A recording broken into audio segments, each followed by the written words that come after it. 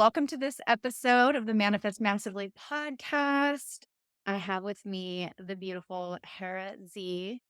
I have the privilege of calling her my friend, but she is also a sales and messaging expert and a business strategist. Hera and I met online. She became, one of like these instant connections online. It was such a boost. If you run a business and if you work from home, you know that it can get a little bit lonely. So connections like these are just so profound and powerful. And so I wanted to create this episode today, bring Hera on, and we're going to be talking about manifestation in business, mindset, and whatever else flows. Because as Hera was just saying before we hit record, I flow. We're just going to let flow through what needs to flow through. But if you're thinking about starting a business or you already have one, I know this episode and this conversation is going to be super valuable to you. Welcome, Hera, to the podcast. Oh, hi, my babe. I love you so much. Remember, I saw you, what was it, 2 days ago? And there was a picture of you, and I'm like, can we have a date night? Like, I want us to have our own date night in person. Yes. Oh my gosh. And you're making me think of when we did meet. It was instant, high vibe. I love you. Like, that can stay in my life forever. Yeah. Yeah. Thank you, the universe. Oh my gosh, for this connection and for when those connections happen. Yes. So true. Gratitude, thanks for sure. Good point. Good point. I like it. I like the vibe.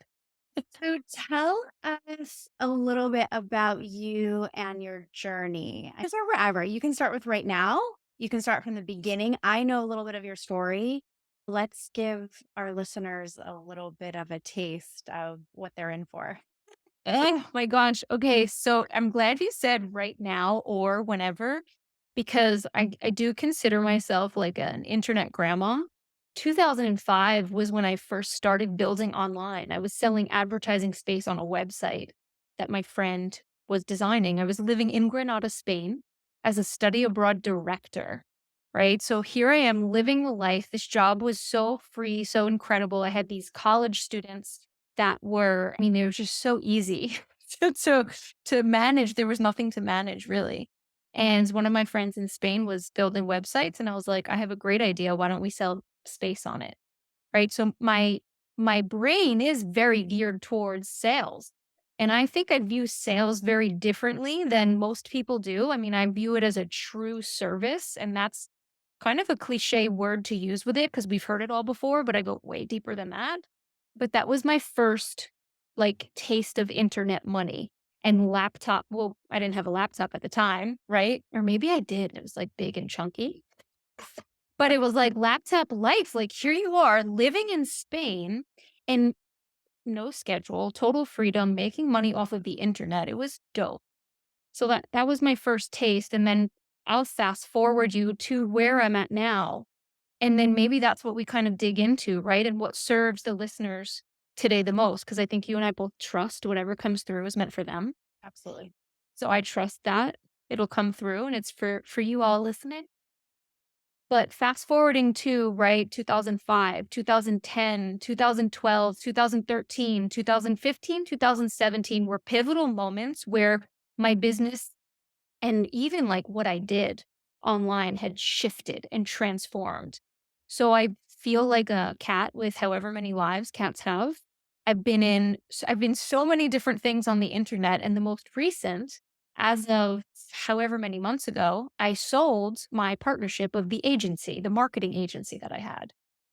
So where this kind of serves everybody who's listening is just to know, number one, like if you have this passion for what it is that you're doing, just know that you can shift and evolve and just constantly be stepping into a new version of you. Like it's just always going to happen.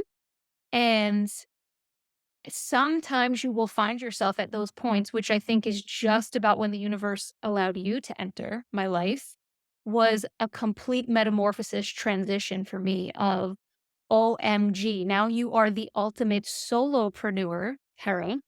And yes, you have a team. I still have a team that helps me with things, right? What solopreneur is really, really solo? Maybe there are. I'm sure there are so many people in the world. But that put me at a crossroads of, well, who the fudge am I now? Like, wait, What do I want to be? What do I want to do? How do I want to show up? And it required me to get really honest about what I was available for and what I wasn't and what I wanted to create. So, you want to talk about like manifesting? We are in full-blown manifestation mode.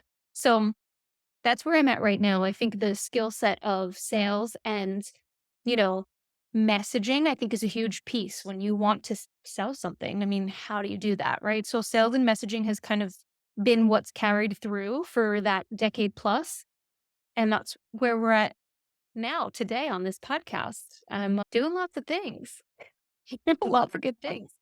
Yeah. Yeah. Well, one of the things I wanted to say from what you said is I think in business in general, talking about mindset, is sales is where a lot of people can get tripped up, right? Putting yourself Mm, out there, putting an offer out there, asking for money, asking for the sale. I yeah. think it stops a lot of people, especially when you feel like you're like in the online world and you're sort of just like putting it out there and it can feel really confronting. Like all of that stuff comes up. And I know that you know, but I'm going to say this. That is like the moment, that is like the space where transformation and change and healing can happen, right? Like when you Yeah. actually bump up against that and face that.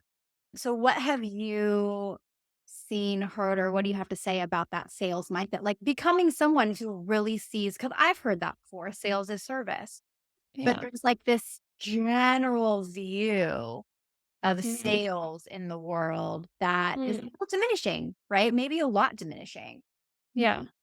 So, what I feel really compelled to kind of respond to with what you just said is if we rewire what sales means, right? Because even if anybody's listening to this now and like, oh my God, this is going to be a sales conversation. Well, that means that there's like some little t trauma going on. So, what if we were today to just rewire what sales means to you? And what happens if your sales process becomes like a healing process and you get to undo every ick, every like thing that has ever bothered you or triggered you or made you feel awkward or weird about asking for money or getting paid to be you and do what you have been put on this planet to do? What happens if we start doing sales in that way? Because sales should be healing, it should be giving the other person a shift in awareness. They should have a transformation without a monetary exchange actually happening. And let me go back. Instead of saying transformation, I'm going to say again the shift. So your sales process should deepen the relationship with them and help shift them just a little bit closer to their own transformation. You can't convince people.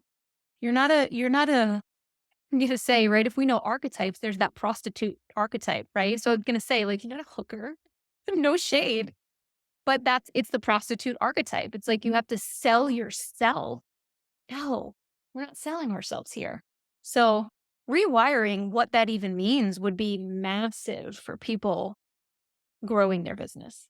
And two Massive. things, don't you think that that also requires being deeply connected to the value that you have to offer, no matter what it is? Like whether you're a massage therapist or an esthetician, or whether you are selling a coaching service or an intuitive reading, like you've got to connect to the value of that.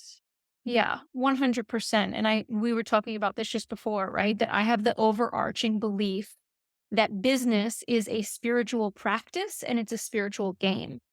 And you use the word that I love so much, which is confronting, right? So, as if we are to evolve as humans, we're going to have a vehicle, and business can be one of those vehicles. And you will be confronted with things. You will be, I don't want to say forced, but faced with, right? Not forced. Nobody's going to force you, but you will be faced with, what does this say about me? How do I want to handle this? And how do I feel about my worth? And the value that I give and how excited am I about the offers that I'm putting out there? I think that's key is for you to be tuned into, right? Your heart, your soul of what you are excited about and are also giving to others. Big time. Self-awareness, self-value, 100%. I always say that I view manifestation as the perfect pathway to personal growth because anytime you go for something, go to create something, and you walk that fast, like, for lack of better graceful ways to say this, your shit comes at, Yeah. like you are faced with what is in the way, what doesn't work about you, what doesn't work about your thought process, like what doesn't work, what is in direct opposition to this thing that you desire is exactly what becomes. And I really see that in the business process as well. Yeah. But as You you're, yeah, generating what you want in your business, that whatever's in the way is what's going to be seen. yeah. And you used the word desire and creation. And I think it's so interesting because they are like manifesting. And I view business as creation. Like I use the word work, but when I catch myself, it's like, this isn't work. This is creation. And I think it's really cool too, especially when it comes to manifestation, right? Creating things in whatever vehicle you want. If we're going to focus on business as that vehicle and what you're creating and manifesting in business, I mean, they totally go hand in hand. Focusing on like just knowing that your desires are meant to be created. So tuning into what is it that I truly want. And Nicole, there are some days where I don't want to do anything. I don't want to do anything, and I allow myself to do that because I know that sometimes is the charge that I need to go on and create authentically in alignment with the true desire of what is going to allow the creation to kind of like just take over. Mm. I mean, you're the manifestation expert, but I feel like from what I've learned from you and when I just heard you say even is it's like manifesting 101, like desire and creation, right? Am I right? Yeah. Yeah. Yes. Yeah, and how I'm connecting that to the business and just from this conversation, I recently heard the term internalized capitalism, and I had to ask, like, what does that mean? And in our capital society, it's like profit over everything else. Even if Yeah. we're tired, even if we're sick, even if you know what I mean, we're burnt out. And I feel like inside of this sort of new business model that's arising, we're actually making room for no, I can actually create this in a way that's in alignment with me. I can prioritize my physical health. I can prioritize my mental health. I can prioritize my spiritual world and not necessarily be a slave to this thing that I'm creating or a slave to the dollars that have to come in. And that there actually can be some balance and some wholeness in the process. Like a business can actually be something that is enjoyable to run and that is possible. It doesn't have to be like grinding yourself into the ground. 100%. And I don't have my own biological children, but I have two stepchildren, and the way I even work with them is right that word balance. And you said it before we even got on this podcast. It's like, here's the current state that I'm at, and this is what I'm focusing on. You put some attention there, and then you kind of shift over to what else needs attention. I think business, life, family, relationships, manifestation, all of this stuff, they are tools for evolution.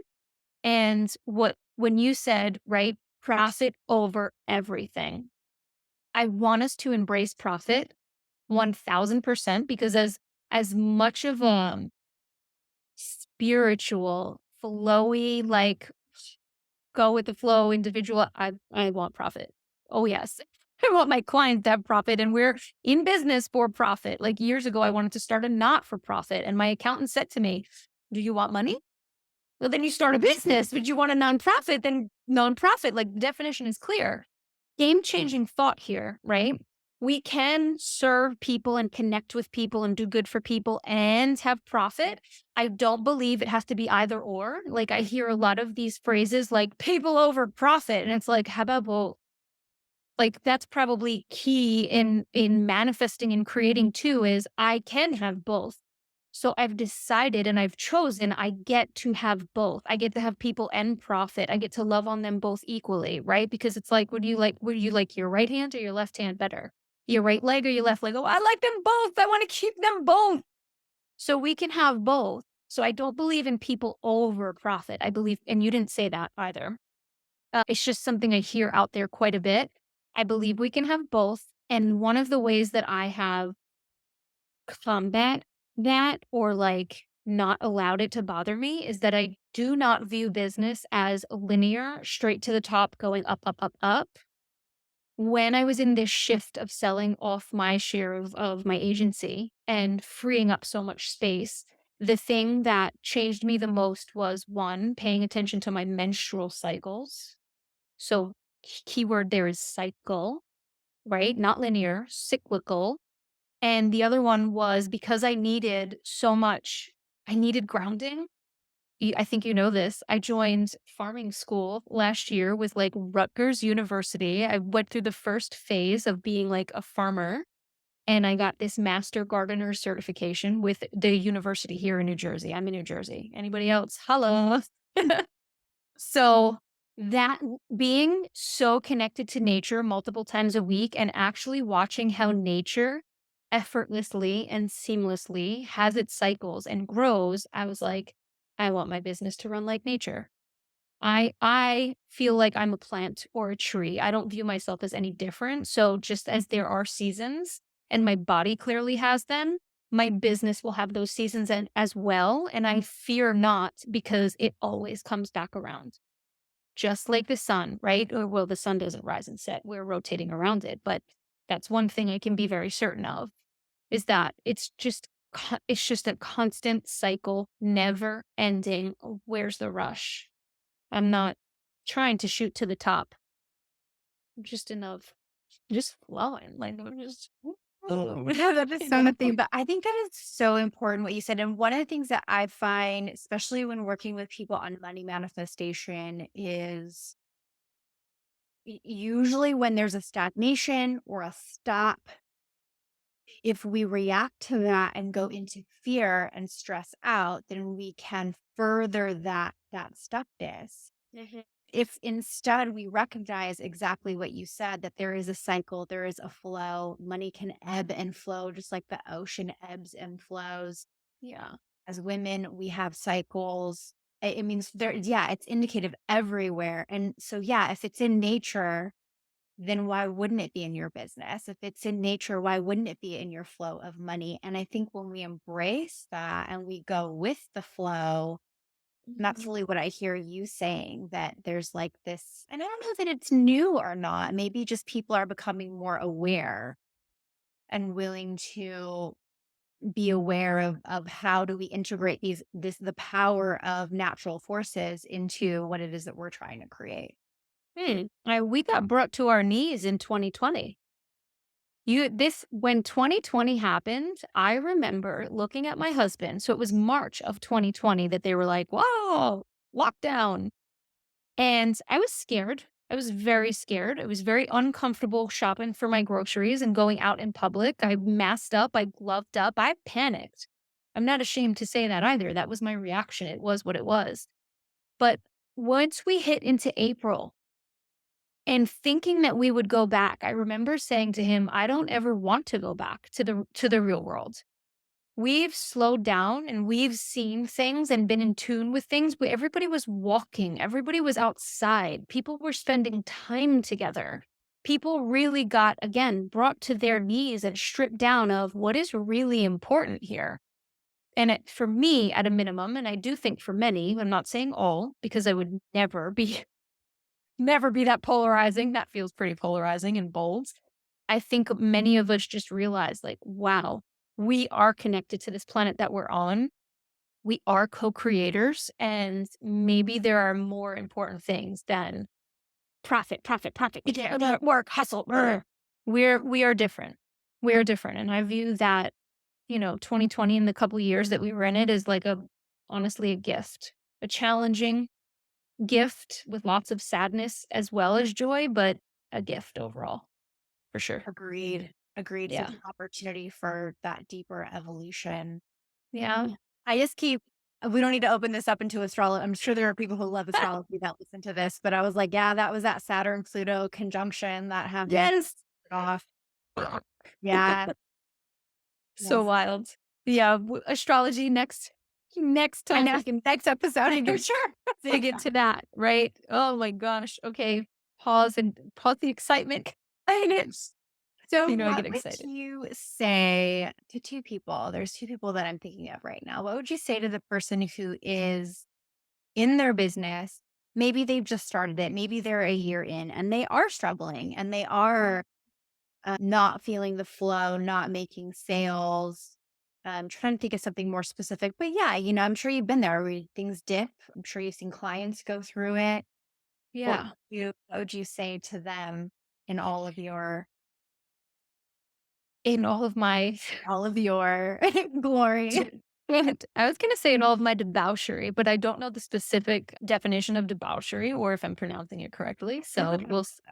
it is a fun word. We'll tune in and tap into that person who's they're a year in, they don't feel like it's flowing. Ooh, I would tell them to pause, number 1, and, like, either go play, go have a dance party, go color. I love coloring. That was huge for me when I was shifting out of, like, agency mode into Hera mode, right? Next level. Take just a moment and trust that nothing terrible will happen, but just take a break. And I would ask, are you really truly lit up by the things that you are offering? That would be number 1. Are you lit up? Like, are you excited about it? And then number 2, where that would be the energetics, where the strategy comes in and the marketing and the business comes in, I would say how lit up and connected and in tune are you with the humans that you want to make these offers to? Mm. So even now, look, if you just watch before I even answered this, I really said first year person not happy with their business. Like I really tapped into them. And sometimes I think people miss that in business where they think it's just about, let me put my offers out there. This is the greatest idea ever. Oh my God, creator economy. I can sell my courses. Yes, all these things are possible, especially after 2020. So many people jumped in. Amazing. I love it. It's like the new way. You got to be tapped into also the people that you're serving. And if you want me to drop like a little sales and marketing knowledge, I'll give you like, it's just like you could have your PhD in just this one subject. The people that you want to serve are in a current reality that is not as ideal as their future reality could be with you. And these are my keywords for recognizing where that person is at without saying pain points. Like 2017, we should have been done when trying to market to pain points and dig in knives and like stab and twist. We don't do that anymore. We just get very tapped in and tuned in and turned on by. Oh, yes, turned on is like my new thing. Like, I'm having a lot of like relating a lot of business stuff to sex and like, well, that turns me on. So, like, what about this in my business could turn me on? Like, it feels very sexy, is a good word for me to not go too like deep into it, but just being really turned on by what you're offering and then tuned into this is what they're currently experiencing. And maybe they love it, maybe they don't, maybe they have like no idea of how good it could be. So let's start marketing to the good, to the future reality. And instead of listing pain points, what happens if we start to paint the picture of what life could be? And then, even in our sales process, we're not trying to convince them, we're educating them and empowering them to make, like, I don't want to use the word aligned decisions, but I want it to be their own sovereign decision. If somebody purchases from me, I want to know that they are self-led. I want to know that they are sovereign because they're going to be the best type of person for me to have in my world. 1000%. So that's Yeah, what and what that I is. also hear is along that journey, rather than it being like you trying to sell, you actually just get to be expressed about what you're lit up about. You get to be educating about what you're excited about. So you're sharing that energy, you're sharing that love, you're sharing that inspiration, and then it gets to be a source of your self-expression versus like a vehicle to force an outcome. Yeah. I love you.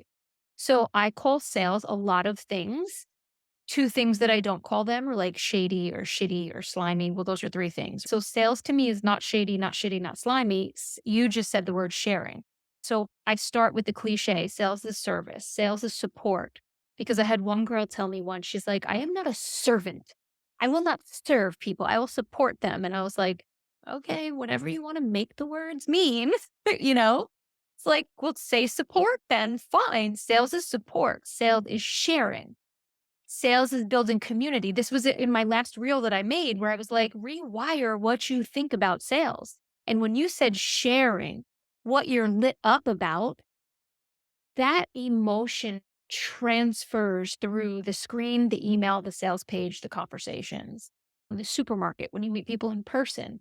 It's sales is sharing what you're excited about, 100 shifting their awareness. I mean, we can go on, but I love it. yeah, very good observation there. I like that. Thank you. So I want to speak to another person, and that's the person who's thinking about starting a business. They see this opportunity. They've seen others do it. They have maybe some ideas, but they're scared. They haven't taken any action. Maybe they're in a little bit of freeze. What would you say to Yeah. that person? So I was this person in 2012. So, and again, watch how I'm tapping in to that human. And I can relate to this individual so much because in 2012, I was a teacher and I loved teaching. I did not like the four walls that I taught in with the rules and all of that. So maybe the listeners right now can relate, right? Or the viewers if we're on YouTube, what up, YouTube? If you're in that position where it's like, I see the potential for what's possible because it is. Like the way jobs and careers are going to shift. Wait till you even see what's happening with AI next week. Oh my gosh. I don't want to date us, but like if you're listening to this now in the future, like look into AI and what's occurring and what is possible. But anyways, the way that our careers and our livelihoods are shifting and what we really truly can create is kind of like stuff out of thin air. Let's say you have a job, it's secure, it's stable, it's safe, it's very good for the nervous system and that security, right? But you feel this pull to do more, to express more, to want more. Whether this is like popular belief or not, anything I always say really should be used as like a mirror for you to reflect your own truth. So if I give the advice of, I personally think it's wisest to test your business, side hustle, your idea before you quit. Those are just my 2 cents. Because there are also exceptions to the rule of where you want to know what somebody just all in, ready to go. I have a fire. I'm betting on myself. I don't care what I have to do. I'm out because this is toxic. This is not for me. I can't take it one more moment. And I'm going to do this. We've got so many sides of the spectrum, right? So for my instance, I took a massive pay cut, but I tested out my business and built my business while I was still teaching. And when I hit right around like $27,000 a year with my business that I was building, I was making like 67 as a teacher, which in South Florida is unheard of. And I was at one of the best schools ever. So people think that I was nuts to quit. Like I had celebrities' children and stuff. And a very amazing school. Loved it. Just, I don't like rules. So I knew I needed to be an entrepreneur. I'm sure people can relate to this. I had that safety. And once I hit $27,000, I said, okay, if I leave teaching, I will be able to focus on this full time. So I'll finish out the school year and then next year I will focus on this full time. And if I need to supplement, fuck it. I will wait tables if I have to. So that was my mindset was how can I create the sense of financial safety and security, but still honor my vision in my next move?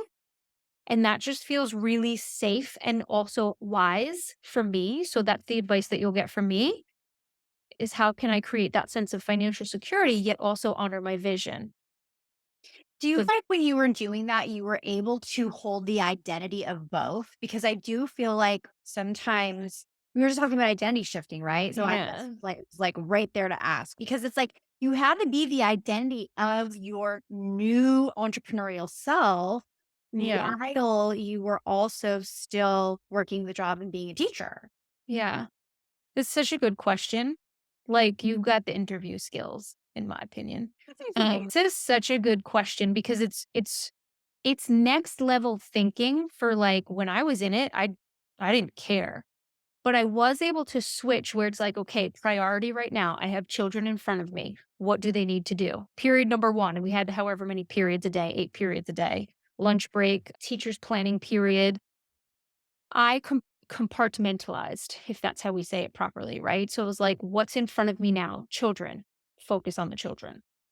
Bell rings, check your phone, answer messages, do send out an email, do what you got to do. Oh, kids are here again. Let's roll. So I switched a lot back and forth. I used every waking moment that I was not in front of my students or having teacher responsibilities to be building my business. The excitement alone, I don't know how I was running off of 4 hours sleep. Like, I would work to the very end, and I'm okay with it because my body could handle it. I was on fire. There was a fire lit under me that I could do it until there wasn't, right? So I do think you'll get to that point where, like, "Woo, we need to slow down a little bit. This is not sustainable." But I had such a fire in me that it was from the second I wake like, I used to wake up 5 o'clock in the morning before my alarm would go, "Work on your business." Blah, blah, blah, blah. Here's where I think there was a question of, like, integrity, right? Is as more of my I was building an online health coaching business. So as more of my health coaching started seeping into and taking over my teacher part, other people did notice, and one teacher did say to me too, "It's funny, it's like you have a second life and you just come in here and plug in and plug out." And I used that as a sign that I needed to probably be in integrity and leave and not spend another year. And I'm not judging. Everybody's situation is going to be different. But for me, I couldn't even take it anymore to be there. So I was like, finish up the school year because that's your commitment. And you don't have to come back another year because one, you couldn't take it for another year. You just wouldn't be able to. And people are really starting to notice that I'm not completely passionate and plugged in to my career, which was not the basis of my decision. I don't ever want any of us to make decisions based on judgments of other people, like pass, pass, pass, pass. What I would smash would be honoring my vision with financial security, right? That would be a smash. So valuable. I was on a call with a client like yesterday or the day before, and we were literally having this conversation about whether or not she should have a job while she's doing this. And I think it's something that people struggle with, but I love the way you know, I totally believe that honoring your nervous system and having your bills paid and, having that part of you taken care of so that you're not starving your business to try to meet those needs, right? Because Mhm. there's not a lot of room for that flow and those cycles that we were talking about earlier. But I love how you paid attention to when it was time. Because I think sometimes Yeah. people can also hold on to their jobs for longer than necessary, and the job can Mhm. actually start to hold them back from what's possible in their business. And I love how you had that moment of clarity of like, okay, it's probably, if it's not right now, the second, it's probably soon because who you're now becoming and that identity has become so much stronger that now it becomes like an out integrity for who you are, right? Not Right. just, yeah, I think that's so crucial to pay attention to. It is, and I'll tell you that's why as a business owner and just a human, even before I was in business, I was paying a therapist. But at this point, I pay people like you to hold that mirror up, to help me reflect and to see those things. Because knowing that, right, like that's a lesson that I pay attention to where I'm at XYZ. And this is time for me to let this go. That is a lesson that will carry over and evolve into a different type of quote unquote problem. Because what I just got like a hit of when you said that was like, when to let go of your job. And it's like, yeah, and sometimes you're going to want to know when to let go of a client Hmm. or an account or, An offer, like the offer or doesn't an come offer. up anymore. Exactly. So this whole idea of whether it's manifestation or business, like I am here as a spiritual being having a spiritual experience. I'm a 3-5 generator. So my motto is fuck around and find out. It's like, that's what we're here to do. We're here to find out what works for us. And it really is a reflective, iterative process. And I think that's where there is so much value in having, I say it's a mirror, right? And I call it the spinach in your teeth theory. If you have spinach in your teeth, how are you going to get it out? Like you can sit there and be like, oh, okay, I think I have it. But you're either going to look in a mirror or you're going to have a friend who loves you and is not like embarrassed to tell you, say, it's right there. Yes, you got it out. It's good. That's where I think having it's a mirror, some type of reflective process, no matter what you do, business, life, all of it, reflection. I love it. And that's really the manifestation process, right? Because on your journey, whatever that vision is, whatever that goal is, you are moving towards it. And you're going to have many of those moments, many of those. Yeah, it's just part of it, right? And I think Yeah. we embrace those as growth opportunities and as opportunities like in your case of continuously staying true to self, whatever that self you are in that moment, right? Like whatever iteration of your expression you are, staying true to that and staying true to the path. Yeah, that's what's coming up for me then.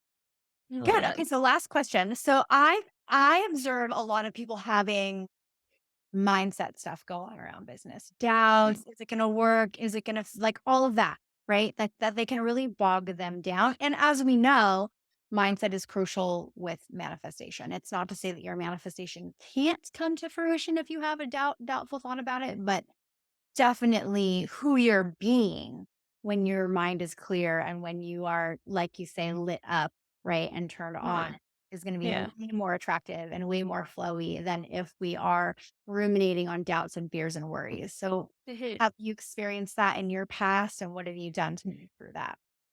Yeah. And I'm gonna trust that this is related. You hear the voice goes, right? And I'm gonna trust that this is meant for somebody who's hearing this. Because as you say, those shadows of like the doubts and the fears, what I feel compelled to say and what just it'll always come to my right side. It's like the intuition I have is auditory and it always comes right here to the right. And I heard talk about shame. And shame, as like shame and guilt are two energies that are like very dense and very repelling. And what I would encourage people to do, and what I did, and it was a game changer for me, and I know that I will do it for the rest of my life. Again, as a reflective tool or having somebody, right, like you mirroring back, where are my doubts? Where are my fears? But how about like, what am I really embarrassed to like be or say or do? And that's where a little bit of shame comes in. And if we are having any type of shame, and I wonder if it ties into like that imposter syndrome that everybody talks about. I haven't explored it too much, but the word that I heard was shame. If we are feeling shame about anything, it is going to be a giant wall of like cock block nation to anything that you want to create, receive, manifest, attract. Where are you feeling like you're not enough? That is embarrassing. I can't let people see that side of me. Whoa, that's huge because that's going to show up not in your content. That's going to show up in your sales. That's going to show up everywhere when it comes to business. And I don't think anybody would ever relate the two. I don't think they would. Shame, you know? So what are the parts of me that I'm trying to hide? And I am not saying bust out your phone and go live about it all. I'm not saying that. Work through it first in a safe space for your nervous system and your soul.